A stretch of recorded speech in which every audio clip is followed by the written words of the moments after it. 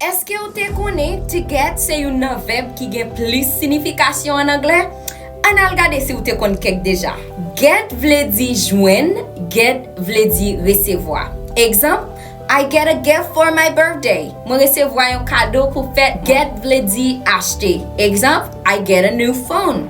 M'acheter un nouveau téléphone. Get vle di aller et get vle di river. Par exemple, si m'a dit moi aller l'école à 7h, I get to school at 7 o'clock. Get vle di convaincre. Yo utiliser get takou le wap fè yon moun, fè yon bagay. Exemple, I get my little brother to help me. M'fè ti frère nan aider. Get vle di m'komprendre. I get it. M'komprendre.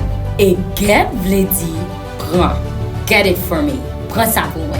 Get vle di vin. Takou le moun vin nan yon situation. Exemple, oh, I get tired. M'vin fatigué. M'a travail depuis matin, m'vin fatigué. À la abonner ensemble avec compte Facebook pour ka joindre les vidéos ça.